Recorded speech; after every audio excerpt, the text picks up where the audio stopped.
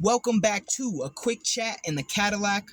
I'm SG, and I like to explore the simplicity of complexity. So if you don't know, this is my show. Let me break it down for you real quick. Today, I got something very special for y'all, and the topic at hand is always one that's difficult to handle. We're talking about the quotes of ghosts. We're talking about the deception of outside influence. We are talking about the effect of chismosas and chismosos. You see, when you are someone who is particularly unbreakable, unshakable, and not easily swayed, it is difficult for people to reach you through external influence. Okay, gossip don't work on you when you're sure of yourself. You know what else don't work on you? Manipulation, when you understand how it works and you're secure in yourself. Matter of fact, most of the time, the only thing people could do is confront you directly, and most of the people who will have some sort of negative feeling towards you are too pansy to even do that. I was going to say another P word, but... And this is where we see your weakness appear. All right, now you may be a person whose only circle is yourself. Props to you. But for those of you out here who have people that you care about, whether it's family, friends, acquaintances, co-workers, romantic partners, these are potential weak points within your journey. And I'm not saying that to discourage you from having them. I'm saying that so you know how to handle it when problems arise because of it.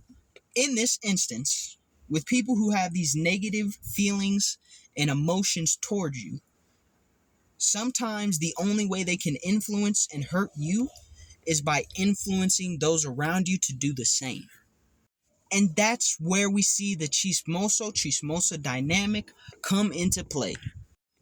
In order for you to be virtually impenetrable, the people you care about have to be just as unshakable, unbreakable, and difficult to sway as you, if not more. Otherwise, they can fall victim to deception.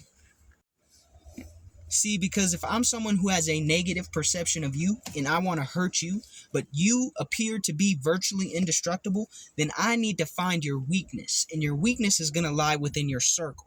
So all I need is someone who is either slightly less or way less unshakable, unbreakable, or difficult to sway than you are. And 9 times out of 10, that is going to exist. The people around us are not always just as or more so indestructible as we are, metaphorically speaking. So I'm going to target them. And if I, as a deceiver, present a face to this person that puts them in a position where they're most vulnerable, if I do my research, if I can read this person and say, this is the kind of people that they trust most, without doing their research, without really, questioning anything, I'm going to become that kind of person. And if I can influence this person within your circle, then I can hurt you by proxy. And that's where this begins, because as the person who's virtually indestructible, gossip does not affect you directly. Manipulation does not affect you directly. But the people around you whom you care about can. And so if a seed is sown, maybe even just the tiniest seed of doubt, if it is sown into their reality, your relationship may start to reflect their doubt in you. And this is where it gets real fucking tricky. Because you should have people around you who, as soon as someone tries to sow a seed of doubt between your and that person's connection, they come to you first. They talk to you about it. Hey, someone was saying this about you. But that doesn't happen in most cases. It's just the reality. And if you have relationships where everybody does that for you, you are that motherfucker. Please, teach me. But at least in my experience, there will always be at least one weak link.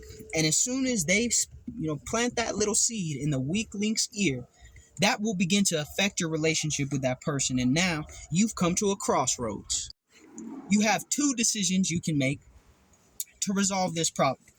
Number 1, you can remove that person from your life, or let them walk out of your life, or whatever way you want to phrase it.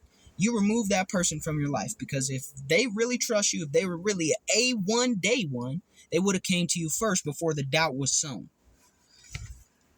Or you can try to convince this person, option number 2, that they are being deceived. Now, number 1, in my opinion, is always going to be the cleanest way to do it. Once the doubt is there, they're out. But number 2, that's a whole different monster of its own. To convince someone that they're being deceived, you have to be able to communicate in a way that is undeniable. And when it comes to gossip, when it comes to things that people say about you, unless this person was a direct witness to it not being true, in which case it should never have affected the relationship in the first place, then there's going to be some gray area. And now it's he say, she say, word against word. The problem is this person's trust level in you as the indestructible individual is already low. If they trusted you, they would have came to you, but they don't trust you. So they're listening to what this outside influence has to say. And for you to sit here and push as hard as you can to convince them that they're being deceived, you begin to look like the deceiver. You begin to look like the manipulator. You begin to look like the one that is untrustworthy. Now, I'm not saying that every time, but think of it like this.